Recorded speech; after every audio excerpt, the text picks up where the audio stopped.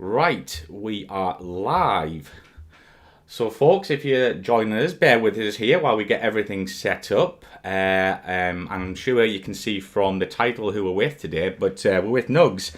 And yeah, so what's been happening on your end since we last chatted, which was we did the online interview, didn't we? But London seems a lifetime ago.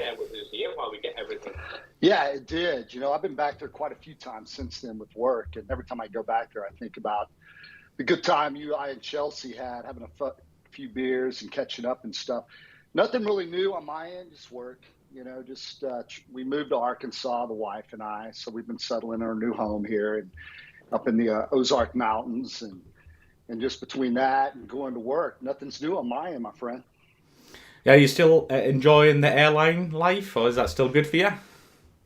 Yeah, it's a great retirement job. It's one of those things I never, when I was active duty in the military, I never really imagined myself being an airline pilot. But at the end of the day, a lot of friends of mine had jumped ship from the Marine Corps to the airlines, and it was very attractive hearing their stories and stuff. It's one of the better jobs I've ever had. Low stress. I don't take work home with me. And when I finish a flight, I come home and don't think about it again until I get back to work. It's kind of nice. Nice, great stuff. So, guys, if you're just joining us in this Q&A, get your questions coming in the side box for Nugs. But yeah, Nugs, I've got a few questions before you basically tell us about your flying career. In the airlines, did you ever meet any fellow F-3 pilots? No, I haven't. I've met a couple of former RAF guys. There's a few that fly at United Airlines with me that were, got out as junior officers and then somehow have gotten their green cards and work in America now. And I think pretty much they've become American citizens. Flown with a few of those guys. Never have I run into another F-3 pilot, on a layover or anything like that. I keep up with quite a few of them, but no, I haven't run into them yet. Great stuff. As I say, guys, get your questions coming in. I'm sure Nugs is going to be happy to answer them. But yeah, if you can just give us a brief background of your flying career, Nugs, so people knew what you flew so they can get their questions coming in. Yeah, absolutely. As a young boy, I always wanted to be a pilot, and the best way for me to do it was to go to the military. So after college, I went to the Marines, went to officer candidate school, uh, flew the F-18 with the Marine Corps, flew the F-5. I commanded the Marine F-5 squadron. Did an exchange tour flying the Tornado F-3 with 111 Squadron or Trouble One Squadron up at RAF and then when I retired from the Marines after 23 years of active duty, I flew for a company called Draken and flew the A-4 with them for about 5 years, and recently left them not too long ago. Just I'm getting old, and it's time to spend more time at home. But yeah, that's it in a nutshell. Most of my flight time is in the F-18. Did four carrier deployments in the F-18, and always on a West Coast carrier squadron in the Marine Corps with VMFA 314 and 323. Right, and while the questions coming in, one last one from me before you get stuck in. What's the difference between East Coast and West Coast? Is there a big rivalry there, and what is actually the difference? No, not really at all. The only difference is on the West Coast, you have San Diego, California, and on the East Coast, you're at Beaufort, South Carolina. So it's all, some people like Southern California, some people like the East Coast, but you don't really have too much of a choice in the matter. It's the needs of the Marine Corps. But no, not a rivalry at all. We would actually work with the East Coast squadrons quite a bit, deploy with them, never on the ship. They deployed to East Coast cruises. We do West Coast. But yeah, no, a lot of my mates, probably 50% of my pilot friends were on the East Coast, 50 were on the West Coast. Brilliant stuff. So get your questions coming in, but as you can see on the right there, there's some questions already for you there, Nugs. So guys, enjoy this, and Nugs, hopefully you will too. Yeah, let me start off with I see Nate H2FF. I think you pasted his question. He wants to know what the G limits on the F5 were and if there was ever a likelihood of a structural failure from a hard turn. That's actually a good question. We limited the F5 at 7.5 Gs. It didn't have a G limiter in it, so you have to maintain that yourself or keep an eye on it. As far as a structural failure from it, from a hard turn, that's not going to happen. A plane like an F-5, unless there's some kind of massive corrosion problem that maintenance never caught, which we had excellent maintenance in VMFT 401, that wouldn't have happened. The only way you're going to hurt an airplane like that is to fly into the ground, run into another object. You're not going to pull the wings off of it. And you would, it would be hard to get much more than 7.5, 8 Gs on it anyway, because, just the ability of the airplane, if you pull on it, it's going to bleed off the energy pretty quick, which in fact would limit your G at that point. Let me see what else I have here. Here's one from Josh. Hi, Josh. Congratulations there. It looks like you're hoping to go to the RAF. I think that's an excellent choice, and it's a decision you will never regret. And you asked me what squadrons were I in on the Hornet. What was I? I was on VMFA 323, the Death Rattlers on the West Coast, as well as VMFA 314, the Black Knights, who are now in F-35C squadron. But they were all West Coast squadrons. Those were my two Marine Hornet squadrons that I were in. Let's see, just more questions here. Okay, from Freckle Punny, I hope I said that right. Against the MiG-21 or even a MiG-29, which would you pick, the A-4 or the F-5? Oh, man. Wow. That's a tough question because they both, either against a MiG-21, either one of them will be fine. Against a MiG-29, I'd probably rather be in the F-5 because that way I could get low and faster, with the afterburner and run away. Because unless it was an experienced pilot in the MiG-29 or he was only down to guns only, it wouldn't be a very good matchup in an F-5 or an A-4. But once again, the F-5 had the best speed, and so I could probably get low and fast, maybe hide in the terrain and get away from a MiG-29. Not optimal to go against a 3.5, fourth generation fighter like a MiG-29 with one of those aircraft. Let's see who's next here. I got, looks like Gash PI. What HOTAS was the most comfortable to use in planes you've flown? The F-18. The F-18 was one of the first aircraft. The F-16 came along, then the F-18, they kind of expanded on the HOTAS ability of it. The F-18 was tremendous. I mean, I could literally do almost everything in the airplane without taking my hands off the throttle or stick. It takes a while. It's almost like playing the piano. There's so many buttons and switches on the throttles and the stick that it takes a while to get used to it. But your fingers almost just naturally move. They know where to go and when to do it. And once again, it's a memory item, or it's like a memory thing. And quite honestly, it would be the F-18. I can't imagine during its time there's an airplane with a much better HOTASable system than the Hornet. Let's see, Michael D. Did you ever fly the Super Fox? Can you describe it in DACT? No, we didn't have the Super Fox at Draken. We did have the A4Ns, which had the big engines in them, and I never flew that during DACT. I only flew it during just basically during radar intercepts and stuff like that. But if I had to do BFM and an A4, that would be the choice, especially if it were slick, nothing on the wings. It's a little bit of a rocket ship, and it would do a good job. But no, I don't have a lot of experience during DACT in that one. Now, the A4K and stuff like that, absolutely. Mainly with drop tanks on it, so I was limited, not much of a turn past that initial 90 degrees. But once again, it's still a crafty little aircraft. Here's one from Haycan Eggman. Sorry for the American destroying of the word there. Question: were you forced to retire after 20? Wait, just a second, roll back. Were you forced to retire after 23 years, or is there no more flying after 23 years? No, I was not forced to retire, but I reached a point in my career where I was past commanding a squadron. So the reality of it is there is not a lot of flying left for you after you're a squadron commander. If you were lucky enough to be a group commander, and there's really only 3 in the Marine Corps that are good for a Hornet guy, the one in Miramar, the one in Beaufort, which is MAC 31, and the one out in Japan. You would get to fly with those tours, but it would be minimal flying, just enough to stay current. You come out and fly with some of the squadrons and stuff.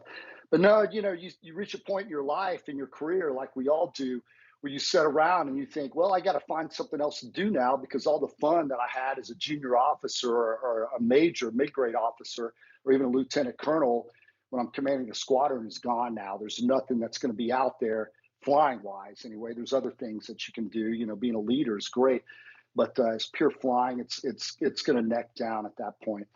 So once again, what I said earlier, a lot of friends of mine had gone to the airlines and were flying, having a pretty good life, plenty of time off. So it was very attractive to me, because at the end of the day, I just love to fly airplanes. So that's the way it goes. Let's see. Freckle Punny, do you think the F-18 ENF Super Hornet was too much of a compromise solution for the United States Navy, given it replaced the F-14 and A-6? Absolutely not. I'll tell you what, the F-18 ENF is a tremendous platform.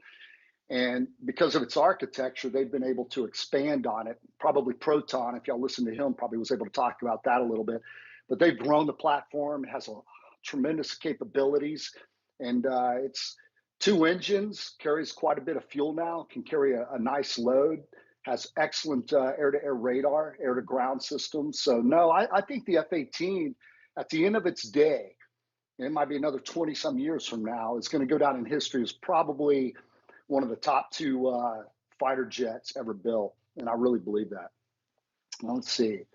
Michael D., did you ever do DACT against non-American fighters? If so, tell us good stories about it. Quite a few non-American fighters. I've done DACT against the Kuwaits, the Saudis, the French. Who else will be notable? The Canadians. I would say that out of all of them, I don't want to get shut down here. Probably the worst were the Saudis. Not that they were bad, but I just think that at some point, some people don't take things as seriously as they should. Some of the best would be the French. The French are very good at air-to-air, and they have nice platforms. Mirage 2000, Dash 5s that I flew against were pretty capable airplanes, and I thought the pilots were extremely professional. Of course, flying against the British, same thing. When I was an American, did that a few times. Always excellent air crew, and I got to see that firsthand. Why? Let's see, another question here.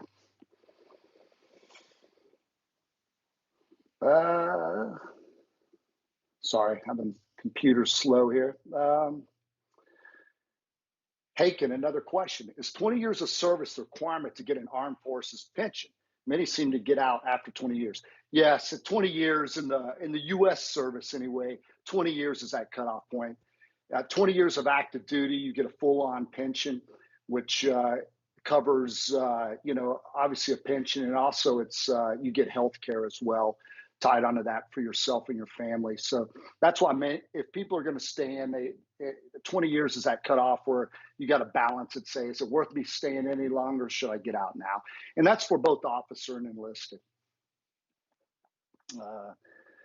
Here's one from Gash again. Did Hornets often land on carriers with weapons they had not used? Was it a safe procedure? Yeah, absolutely. You can bring back most anything to the ship if you didn't use it. The only thing you're going to run into is a weight restriction. You take off from the carrier and with a full tank, full gas and weapons load, and then you come back to the carrier and you got a max trap weight. And if you have a lot of ordnance that you haven't dropped or gotten rid of, then you have to offset that weight with fuel, so you don't have a lot of fuel on board. So you end up dumping a lot of gas, actually. And sometimes you'll come back to the ship and you'll really have just one look at it. And so if you get waved off or bolter, it might not even be your fault. Maybe the deck's fouled and you have to go back around, and you're going straight to the tanker. So they usually they'll have a tanker hawk in the ship. During my time, it was the S3. Now they have Super Hornets at tank. And they'll be right there in position. You go up and get a quick drink of gas and then come back for another try at it. But that's a good question. I think there was only one time during when OIF in 2003 started. I remember leading a strike, and one of my wingmen didn't get a bomb off. I think it was a JSOW, and it might have been hung, but I remember we went to a jettison area out in the Persian Gulf, and he jettisoned an ordnance because we couldn't bring that one back aboard. Let's see here. Another one from Haken. Question: is it still important to have 2 engines for the Navy?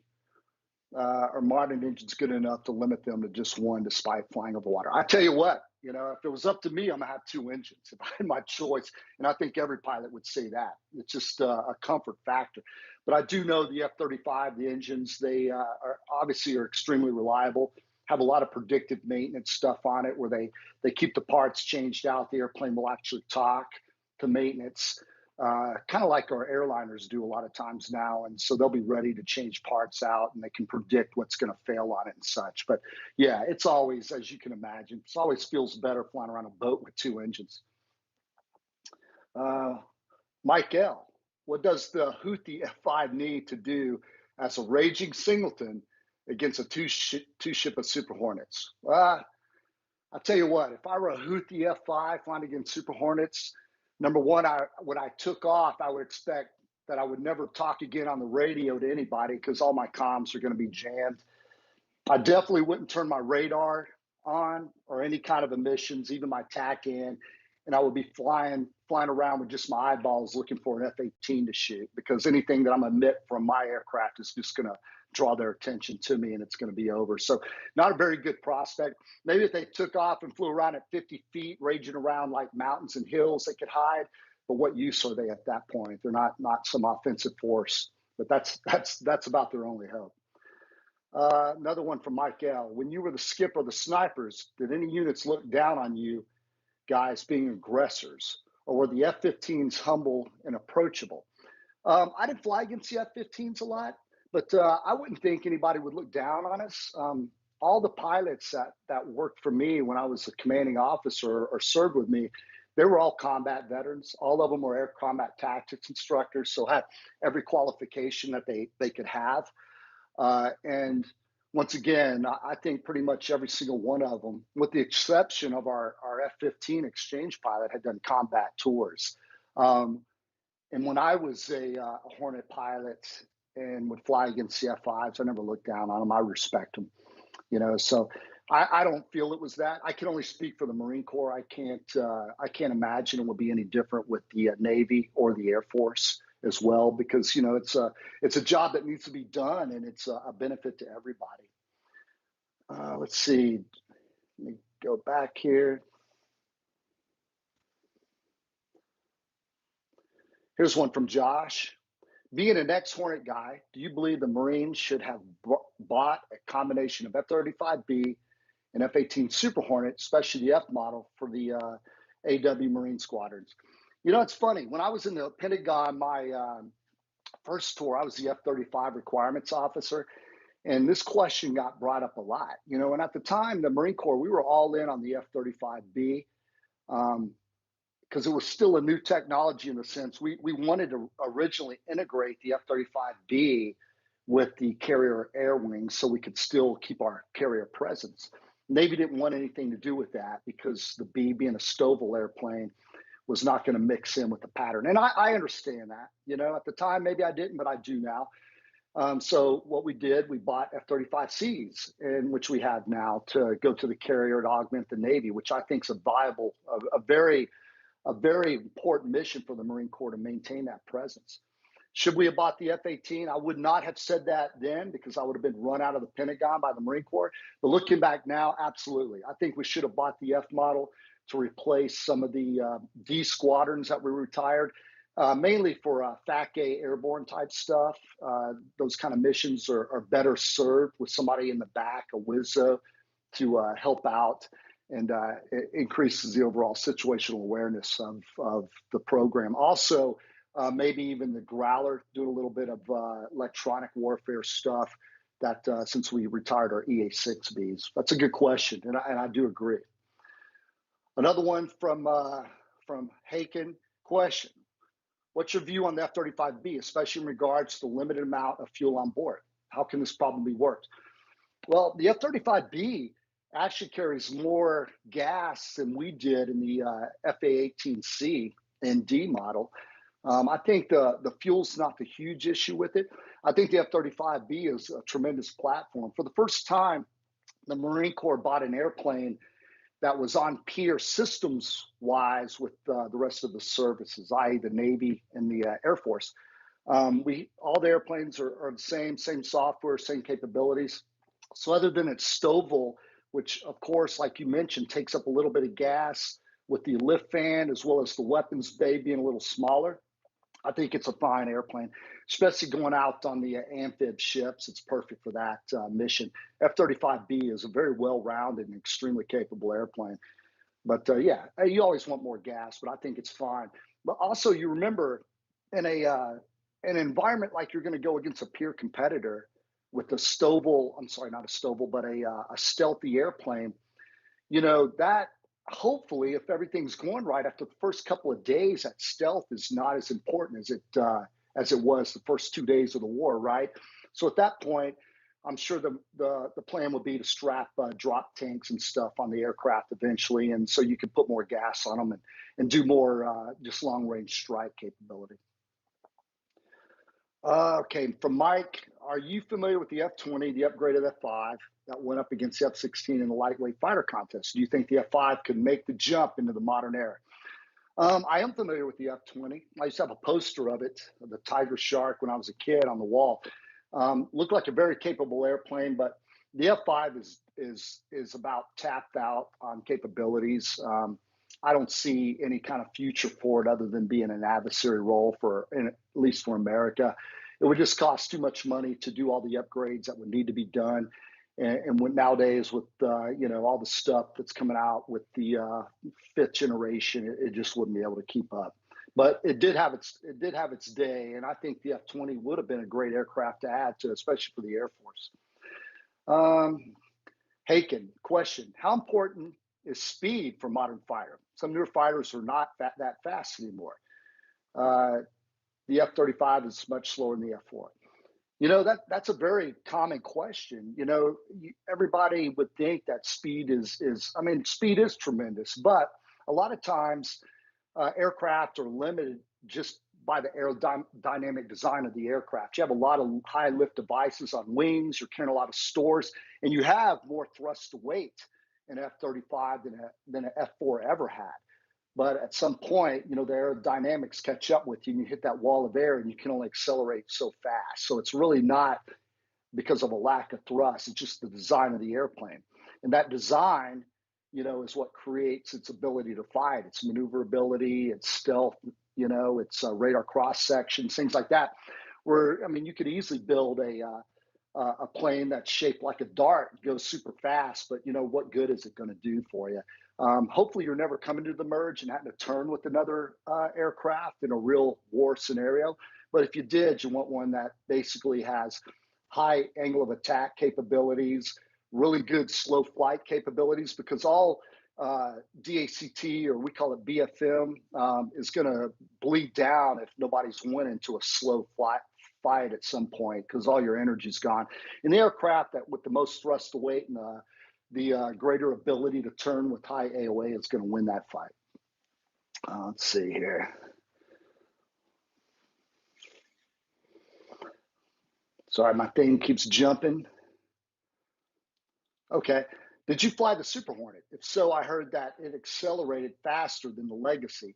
Is this true? And was this noticeable in BFM? No, I wasn't a Super Hornet guy. The Marine Corps didn't fly the Super Hornet. I flew the later model Cs, Lot 16s, Lot 18s, and we had the big engine in it, the F-402.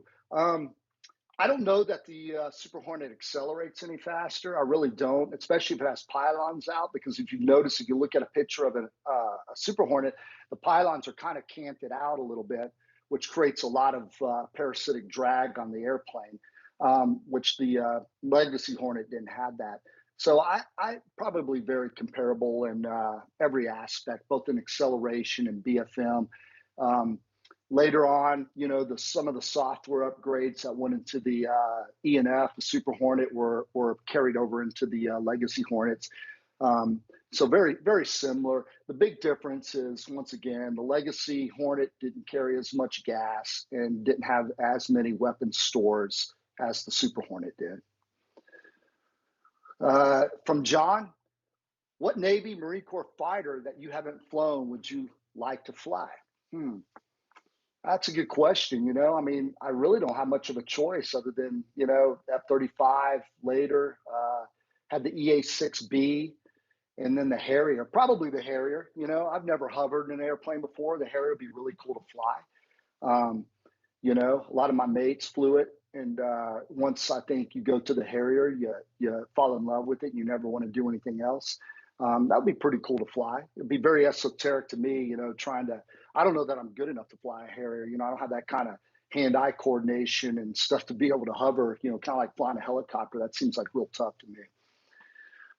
For Michael D, have you flown BFM against the F-35? If so, how was it? If not, what do your pilot buddies say about it? The only time I've flown against F-35 was in an A-4, flying for Drock, and we didn't turn that much with it. It was more beyond visual range stuff. My friends that do fly the F-35 love it. It's not as maneuverable, so to speak, as a Hornet would be on some aspects, but the thrust to weight is a little bit greater, and the overall capability, your situational awareness overall is tremendous. A buddy of mine, Jeff Scott Magua, was one of the first operational commanding officers of an F-35 squadron, and he said that when he first started flying it, he took an airplane up as a squadron CO, and maintenance said, "Hey, the radar's down in it.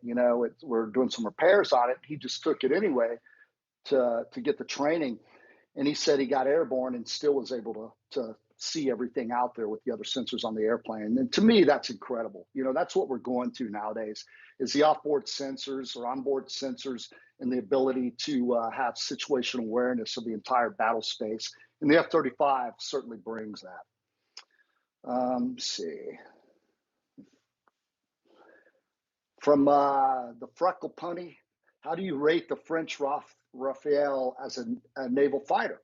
Never flew against the French Navy, but from everything that I understand, if it seems like a very capable weapons platform. And I will say, if the French Navy is as good as the French Air Force, as well as their training and ambition, motivation, then I think that they're in good shape. I don't think they have the numbers they need, but they're in good shape. Let's see what else we have here. Here's one from Gash. What AAR from Basket Tough Challenge? Was AAR from a Basket a tough challenge? What tips you could give to the other pilots to make it easier? It's the only thing I ever did. I never did where they plug into me. I always did the basket. I thought it was easy. The first time you do it, it's intimidating because, the way they brief it up. The first time I did it was when I was an F-18 student. And, they make you feel like, hey, don't mess this up. The basket will swing back and knock a probe off the airplane or crush your canopy. So you're naturally a little bit intimidated by it. Once you get used to it, it's a piece of cake. You can get in there pretty quick. I'll tell you what I did find hard is when I went from flying the F-18 to the F-3, because the F-3 tanks on the opposite side as the F-18. Just like you guys drive on the wrong side of the road. We in America drive on the right. That was a joke. So that was very, it was like almost learning how to ride a bicycle again, and I never really thought about that till I did it. And looking out the other side of the canopy and it being on the opposite side posed a little bit of a challenge. But, you do it once or twice and you're back in the game. It's not that big of a deal. It's just one of those things. You just take your time and try to be, be calm and collective and not all stressed out and keep the airplane stable. Once you plug in, it's easy. The hard part is just getting in. And once you're in, then you're kind of relieved and you just sit there and waiting for you to get your gas. The hardest one I ever tanked off, though, for sure, was KC-135, because the way that's designed, it has a drogue behind the airplane, or a boom with a basket on a 7-foot long hose coming out the boom. Whoever designed that should be tarred and feathered, because every time you had to tank off one of those, it was a lot of work, because you plugged in and you didn't push the basket in. You would plug in and you basically had to go down and left and put a kink in the hose, and that would start the flow. So you didn't have a lot of room to play. So you'd really be, working hard, especially if you're in and out of the clouds, out of the goo, and they're coming left or right, making turns. It can be very challenging. But the good thing about it filled up really fast. It pumped gas at a high rate, so you didn't have to stay in it long. But that was by far the most intimidating one. Easiest one was the KC-10. Let's see. From Ryan Robert. Are you familiar with the MB345 that will substitute the MB339? It is a CAS aircraft. Do you have an opinion? I'm sorry, I don't. I am familiar with the MB345, but I don't know a lot about it. I only have read about it in passing and stuff, so it'll be hard for me to make a comment on that. But I know that they build a solid aircraft, so it'd be hard for me to say. And I apologize, Ryan. I don't have much of an opinion on that one. Okay, from Antonio, how does it feel to fly F-18 in terms of maneuverability? I'll tell you what, the F-18 is hands down the easiest airplane I've ever flown. It's made around the pilot, so it's a true pilot to aircraft interface. With the HOTAS ability and everything, it's an excellent platform, and it's very, very easy to fly. I feel like any qualified pilot, I could probably give you a 30-minute lecture on here's how to start it.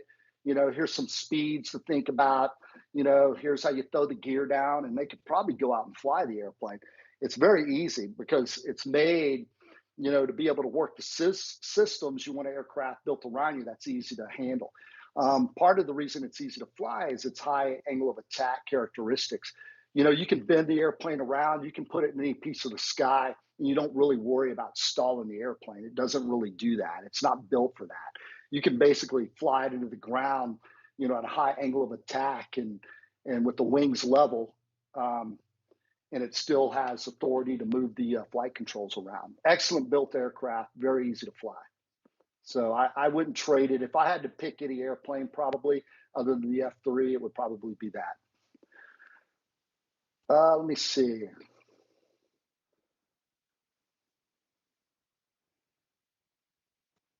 I don't want to miss any questions here, fellas. Sorry. Let's see. Coming in fast. Okay, here's one from Ryan. Does the Navy miss the F-14? If you talk to F-14 pilots out there, absolutely they do. I don't know. I do know that the F-18 Super Hornets provided everything the F-14 did except for range and probably top speed. But we talked about speed earlier. I don't think that's as important as people think. I will say the Navy doesn't miss the maintenance on the F-14 because it was a high maintenance intensive aircraft. But what a beautiful plane, right? It was massively big and looked great. Can't get any cooler than being an F-14 pilot, right? Okay, Freckle Punty, would the South Korean F-A-50 be a good modern replacement for the F-5? Absolutely. Yeah, it would be. The F-5 is just, the reason we operate the F-5 in an aggressor role is, it's a little bit of a jack of all trades, but it's also because we have it in our inventory, and the engines are common with like the Air Force type T-38s, it's just an upgrade to their engine. Maintenance is pretty cheap on it. So the cost per flight hour goes way down on a F-5, but certainly an F-A-50 would be really nice replacement. There's a lot of good replacements out there. Here's Farmer's Daughter. What is your opinion on programs like the Loyal Wingman companion drone? Is this a certain future of the aero combat going to involve a manned element with unmanned partner elements? I think the Wingman is here to stay, and I think it is going to expand with the with AI technology out there now, and the ability to put force multipliers in the air with, let's be real, without, you're going against a high threat environment. It saves American skins by having a drone out there by yourself and maybe being controlled by you. So yeah, it's a huge force multiplier. I don't think it's fully there yet. I think we're getting there. And I think here in the near future, And certainly in the far out future, that's what's going to be happening. Another one from Haken. Question: would it be possible to keep old fighters upgraded? Um, yeah, there's a cost to that. Keeping old fighters upgraded. There's a lot of off-the-shelf technology out there that could easily be used, but because of the acquisition process holds it back. I can only speak for the U.S. military. It takes a long time to take that and then apply it to the aircraft. Due to that, there's proprietary information. There's people that own the airplanes or own the designs of them, like Boeing, Lockheed Martin. So you can't just really grab stuff off the shelf. So you have to have a standard upgrade process. But I mean, that's going to be the future. We have to keep these F-18s are going to be flying for a long time, and the F-35s are as well. So they'll continually be upgraded and kept flying out there. F-16s as well, especially some of the ones that are sold to foreign countries. Let's see.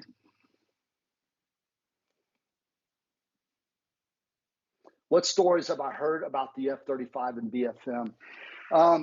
The stories are all out there. As far as maneuverability, it does lack in some ways, but not really, not as much as you would think. Just the thrust to weight capability of F-35 is pretty tremendous, and it does have very high angle of attack capabilities as well, especially over time as the software gets more and more upgraded. But what makes F-35 so incredible is the fact that they're going to come to the merge with complete situational awareness of everybody around them and where they're at. And without more side capabilities, who needs to turn? If you can take care of business without doing that. But everybody I've talked to says it's very acceptable and a very happy fighter to fly. Here's another one from Haken. Will there still be any non-stealthy fighters in the air 15 to 20 years from now? Absolutely. There's going to have to be. Even the aircraft that aren't completely stealthy have some stealth characteristics of it. As technology increases and stuff comes available, you can put coatings on airplanes, other things to absorb radar energy, and I think we'll still see upgrades to the designs like that. But yeah, after, like I mentioned earlier, after the first couple of days of a war, stealth isn't as quite as important as it is the first few days, if you know what I mean, because by then, most enemy air defense systems are going to be taken out, and hopefully, they have craters in every runway they're trying to fly out of, and they're not really flying any airplanes anymore. We'll see. Let's hope we don't get there. Here's one from Antonio. What's the fastest you have ever flown in any jet? Can you describe us what's going on with the plane at top speeds? Is it stable? Probably the fastest I've ever flown is probably in a Tornado F3. I remember there's one sortie when you're going to through training, where you get a full wings, 67 wing and full afterburner, climb up in the high 30s and push the nose over and see how fast you can go. When you're going supersonic in a jet, it doesn't feel any different. It's very, very stable. It's very quiet, and it's very smooth. So yeah, you can't really tell. If you were flying in the back seat of one, unless the pilot said, "Hey, we're going supersonic now," or you were actually looking at the airspeed indicator, there's no feeling. You don't feel yourself doing anything different, right? The big thing is you don't have a lot of authority to pull on the stick at that speed. You're going to barely be turning. Have a wide arc, and your pitch is going to be very limited going that fast. Let's see. What does it take to become a flight instructor on the F-18? Let me go back here. Well, for the Marine Corps, and I think for the Navy, how it works is you usually do a tour in a fleet squadron, and then you're up for orders. You're generally on orders for about 3 years per squadron, and then you'll have to pick another job, or they're going to assign you another job. And some people ask to go be an instructor at the replacement air group, is what we call it in the Navy and the Marine Corps. I think it's RTU in the Air Force. And you'll go and you'll just be an instructor on the airplane. There's some prerequisites. You have to have X amount of hours in the aircraft, and you have to be recommended. You can't be a knucklehead. right? You have to have done a good job in your first squadron, and you'll go there and instruct for a few years and get the people out to the fleet. Then you'll go off to another job. So it's really nothing super special. It's not because you're, the best guy on the base or something like that. It's just a job that everybody, some people want to do, some people do not want to do. I never had any ambition to be an instructor. It seemed like a good deal to me, but it was just something that I wasn't interested in. But a lot of my friends did it, and they really enjoyed it. Let me see. Here's from Sam Martin. Which aircraft have better turn rate, Hornet or the F-15? As far as a rate goes, initially, probably F-15 pulling 9 Gs at a turn is going to have a pretty good rate, but then it's going to bleed off, and the Hornet's going to take control with nose authority and radius over rate at that point. It all depends, though. If they were flying slick v slick, i.e., either aircraft, you had a slick F-15, nothing on the wings. You had a slick F-18, nothing on the wings. It'd be very similar. Freckle Punny, what is your favorite aviation movie? Oh, man, that's a good question. The other day I was talking to some friends of mine about Top Gun, the movie, the second one. The first one obviously was great. I was a kid when it came out, really enjoyed watching it. So when the second one came out, I was a little bit leery about it, thinking, well, how are you going to beat that first movie? And I'm going to tell you, I thought it was really, really good, especially how they threw back and, brought back some of the old stuff from the original Top Gun. I'm not going to lie, man, I got a little tear in my eye when I saw Iceman pass away and getting sick and stuff. It kind of felt nostalgic. It almost brought you back, and I'm sure some of you guys out there can agree, brought you back to your youth when you first saw the first one. It's kind of a good show. So honestly, I think that was probably one of the better aviation movies I've ever seen. What's the better movie, Top Gun or the Flying Leathernecks? Probably Top Gun. It's just more entertaining, and the jet stuff was just a little bit more exciting. But both are really excellent movies. I missed one from Antonio. Favorite thing about the F-3? Purely flying the airplane, I loved how, number one, it was like, I like to use the word esoteric. It was just different than what I was raised flying. Having swept wings that you manually moved, having a Wizzo in the back, I thought that was great. And I thought it was a very fun airplane to fly. But my favorite thing, honestly, about the F-3 were the people I got to work with and fly with. I thought it was an outstanding experience for me to be in a Royal Air Force squadron as an American and as a Marine. And the people I got to meet, the things I got to see, and the places I got to go were outstanding. And that was my overall favorite thing. But the F-3, hands down, was an excellent airplane to fly, and it was very well made. I mean, it was a solid airplane. And I do miss flying it. I think about it all the time. Let me see. From Farmer's Daughter, let me look at this question. Basically, can you discuss what makes Marine Corps tactical aviation special as compared to flying fast jets for the Air Force or the Navy? Would you recommend a pilot career in the Marines over other services? This is a little bit of a loaded question. What makes the Marine tactical aviation special?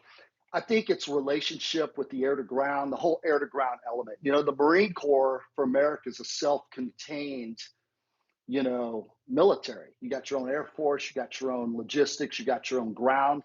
You got a little bit of everything involved there. So we kind of work together, I think, closer with the ground element. And all go to the same school. We all go to the same officer candidate school. We go to the basic school for 6 months, and then we go off to our specialty to either be a pilot or an infantry officer and such.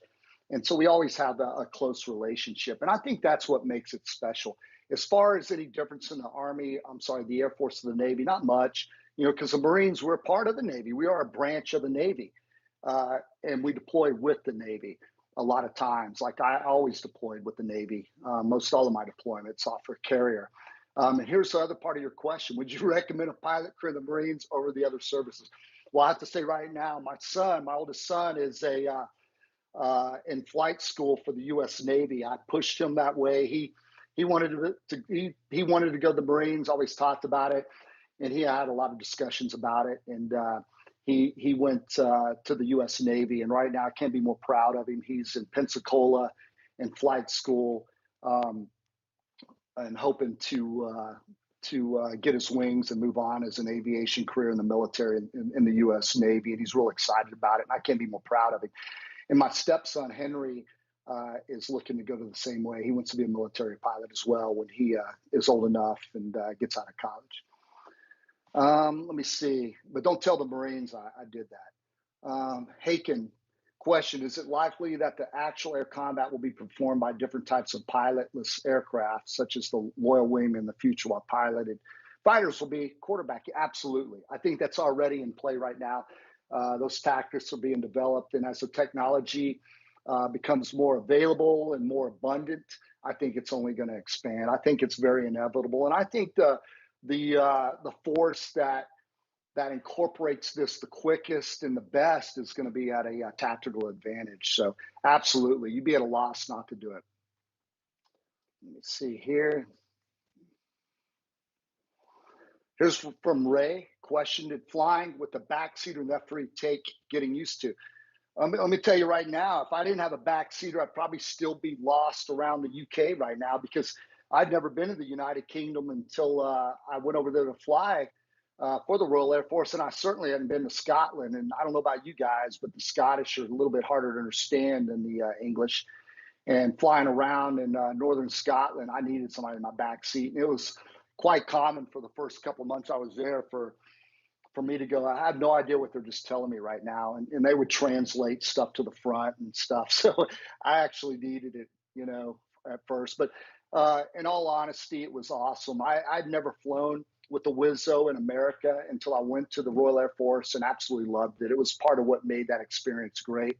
I couldn't believe the professionalism and how good they all wore. Like John Shields, a weapons flight commander that I served with, was excellent. And Gilly, another guy I worked with in there. And then there was Kat Ferris. She was awesome. There was just, I can think of, 10 different names of Wizzos I flew with that were just incredible and really were a lifesaver. If I went to combat, I would much rather have a Wizzo than not. Okay, let me find some other questions.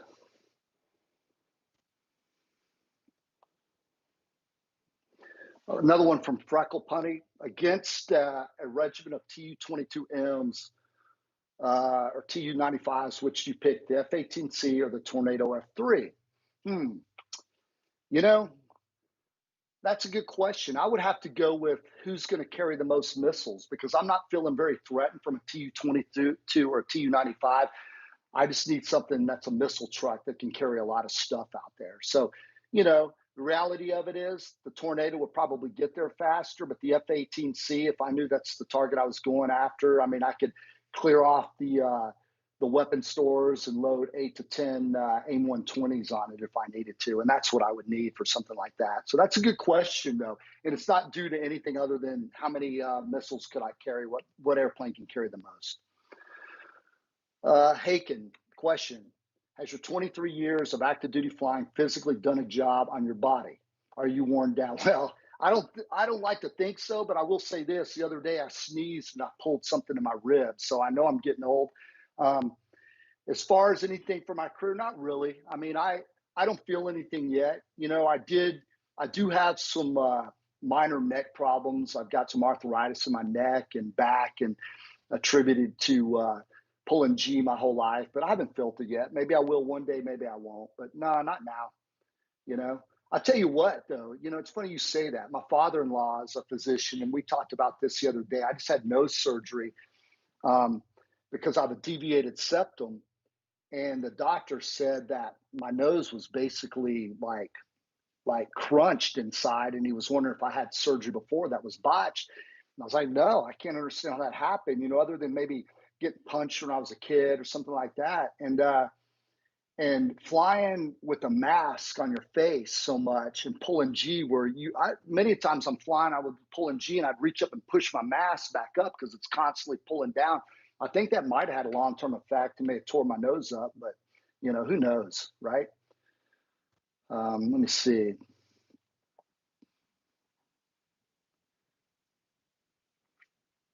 Are the F-18s maintained in the same way in the Marines as in the Navy? Yes, they are. And same thing. The maintainers pretty much go to the same schools.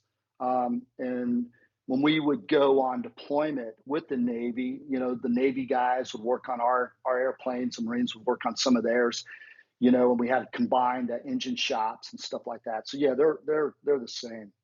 Maintenance is very good in the Navy and the Marines. And likewise, let me throw this in for the RAF. One of the most impressive things I found there was the maintenance in the F3 squadron I was in, Treble One. A guy by the name of Jim Press was our ran the maintenance department there, and he was sharp, and he ran a tight ship. Those guys, the aircraft were always ready to go. They were always well maintained. The guys were very, very disciplined, and I felt very confident every time I got one of those airplanes that I had the best maintenance I could possibly have on it. Let's see. Freckle Punny. Which had the better cockpit layout, the Hornet or the Tornado? The Tornado had a pretty good cockpit layout. I had no problem with it, but the F-18 is just probably, at the time, probably until the F-35, maybe the F-22 came online, was industry standard for cockpit layout. It was built with that in mind. And so, yeah, I would have to say the F-18 had a better cockpit layout, especially with the Hotazable stuff of it. Gash, is the German uniform behind you? What's the story? Let me see. Good spot up there. A friend of mine gave me that as a gift for doing some work with him. A German guy, and totally took care of me. And it's, I can't tell. I mean, that might be a private first class rank on it. I don't know, but he said it was equivalent to a lieutenant colonel, which I was at the time. And he presented that to me. So I kind of am proud of it up there. You're the only person that's ever noticed, and I don't even think anybody in my family knows what it is. That's awesome. From David Smith, you've been in a lot of different squadrons. What are some of the common elements, personality, and practices for promoting success and best practices? That's a good question. I think I can only say the people that I worked with that were the most successful and the people that I looked up to the most. And I would say overall, the ability to stay calm and not be a stressed out person. The people that I looked up to the most and I found were the better pilots, were people that were not always, we like to say, spooled up about everything, that thought before they spoke, took in information, worked it up in their head, and spit out the response. So basically an air of calmness, which in return, gives you the aura of having, ability and which makes you look like a more of a professional. So that's probably the calmness, and then being tactful, knowing what to say to somebody, knowing how to read a situation where you talk to somebody and you don't put them off immediately, because you might have to be critical. In the fighter world, every time you go fly, you come back and debrief, and nothing ever goes perfect. I mean, it's just not the way it is. But you have to know how to present that to somebody so they can, and not just shut you down because you're being critical of them, but actually take in what you're saying and say, okay, I accept that criticism because I understand it. And that's a very important trait on it, being any kind of leader, no matter where you're at. So that's my best answer for that. For John, during your time flying with the RAF, was there anything you discovered in British culture that you really liked? I liked a lot of things about British culture. Tell you what, I said this before when I talked with Mike months ago, is I had never been to the UK. And when I went there, I felt like I'd walked into a Monty Python movie, because just the accents and everything and some of the words people said made me laugh. And I thought it was very, very funny to hear this. And because, I grew up in the South. I'm from Texas originally, and my vocabulary is messed up. I'm a Southerner. And then hearing this proper English and stuff, it was very, very, very likable to me. And I really enjoyed that. Also, I enjoyed the culture, the very close knitness of the squadrons. I really like that. And sometimes in America, we take things too seriously. We take ourselves too seriously. And I realized flying with the Royal Air Force, it wasn't like that there. It wasn't because of it wasn't a negative thing. It was like they knew how to look at themselves in a view that everybody else could see them in, instead of what they wanted to see themselves at, if that makes sense. And I really appreciated that. And it was just very nice. And not to mention, I love some of the words too. Like I talked about this. I don't want to use them on here, but sometimes I'll still use some of the I would say the British curse words and stuff like that to describe certain people in the world. And I like saying that. It's kind of funny to me. But yeah, there was a lot of stuff with British culture, and I really appreciated that. In fact, my wife is in London as we speak. She's an airline pilot as well. And we were just talking on the phone a couple hours ago before she went to bed. And she was like, she was describing where she had gone for the day, and had gotten off at on Oxford Street and this and that. And she's talking like she lives over there, and we were laughing about it because she goes over there so much. And she says that London is her favorite city in the world because she loves the British and loves everything it has over there. Let's see what we have here. Another one from Haken. When joining the Navy or the Marine Corps with the ambition to fly, are you already guaranteed flying duty? Or do you join first and thereafter go for the test? In the Marine Corps, I went in knowing I was going to go to flight school if I could pass officer candidate school and all the other prerequisites. The Navy has the same stuff. When my son went to Navy OCS, he knew going in that he was going to be go to flight school if he could pass the physical and obviously an officer candidate school. So yeah, they do give contracts out to, but you still have to, meet all the requirements to get to it. They bring you in the door with that understanding, but then, you may, it depends on how well you do, or, your physical, you might not have the eyesight, you might have a heart problem once they start digging into things. So there's still some risk there, but yeah, you kind of go in knowing. And it's very competitive nowadays to get that opportunity. It's as you can imagine, it's not just something that's handed out easily. Let's see. From Antonio, is it possible to fly supersonic, almost sea level in F-18? If so, have you ever trained that maneuver? Have I flown supersonic at near sea level? Absolutely. Is it possible? Of course. Full afterburner, you're blowing all your gas out the back, and you can't have a lot of things hanging off your wings with that drag. But yeah, I've gone supersonic quite low in a Hornet before, and the Tornado. From Freckle Punny, which service serves the best rations? U.S. Marine Corps, the RAF. By far the RAF, right? I remember, I think they called it the feeder, the squadron. I thought that was great. We had our own little cafeteria, and we'd go over there every day and for lunch, and it was kind of a social time. And I thought it was real good. They'd always have one or two dishes to serve up. In fact, the lady, it really makes me sad. I don't remember her name, but the lady that used to run it, the feeder at Treble One Squadron, made me this pillow when I was leaving the squadron, which I still have today. It's like a black pillow, silk looking, with the Treble One patch on it and yellow ruffles around it. And I still have that today. It's one of my prized possessions. Very sweet woman. Sorry, my dog's over here with me right now, staring at me.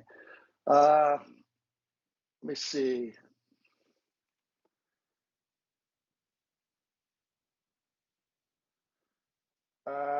Which service serves the best rations? We got that one. Sorry. Haken, question. Did you serve with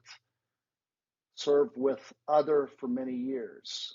Or is it more like a tumble dryer? The units and the staff are plentiful, so the length of service with others is quite limited. No, generally speaking, I think your question is basically asking me, how long would you be with the same people? Generally, everybody in the Marine Corps, you go to one tour per squadron, and then you'll move on to another job, and you'll come back to another squadron. Generally, that's 3 years. And if you get there at the same time with somebody, then yeah, you'll spend the whole time with them. But some people, have already been there a year or two, so you got a year overlap, things like that. Generally, squadrons are built on operational readiness. So in the Marine Corps, you get a squadron, they build up, get all the personnel in place and trained up, and then they deploy. Then they come back from deployment, and then the squadron basically explodes. People are going left and right, leaving the squadron to other orders. And generally, you have about 3 years in the squadron. That's kind of how it works. Right, so Nugs, sorry I'm interrupting here. Can you just maybe answer the last couple of questions to wrap up this great Q&A? Wow, time's flying. Okay, you know what? I'll blast through them real quick here. Okay. How tough was the F-16 and DACT? It was pretty tough. It was not easy. The F-16 has a lot of thrust to weight and it's pretty maneuverable. So it was probably a slick F-16 with the big engines in it is one of the tougher things to fight. Farmer's daughter, can you describe the most interesting aircraft mishap that you have personally experienced across all types? I've never been in a mishap, thank goodness. Um, I've never been in a mishap, thank goodness.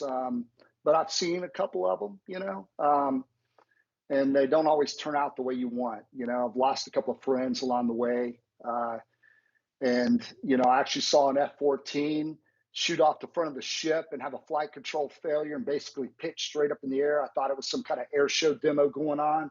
And the two guys punched out of it and walked away from it. They were eating in the chow hall that night. So, that's some of the stuff I've seen that I'll discuss.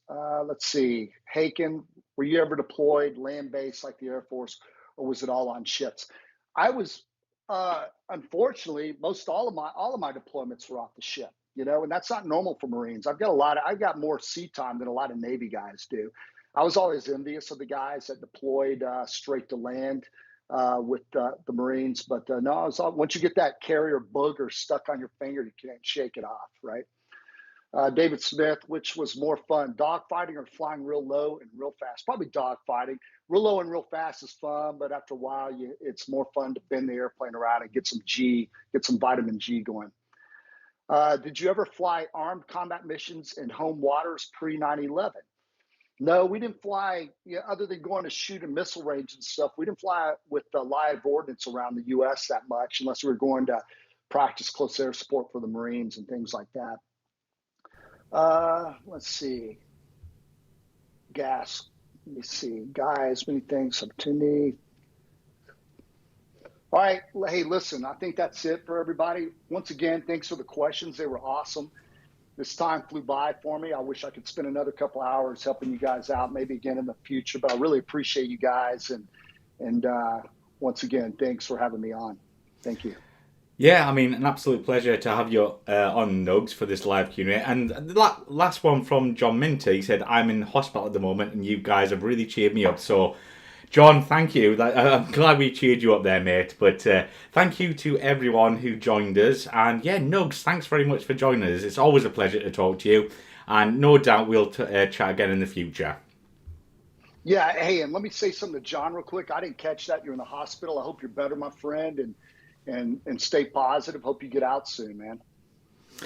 Brilliant stuff. Again, thanks again, guys. And yeah, we'll see you soon in the future for another live Q&A. So cheers. Thank you.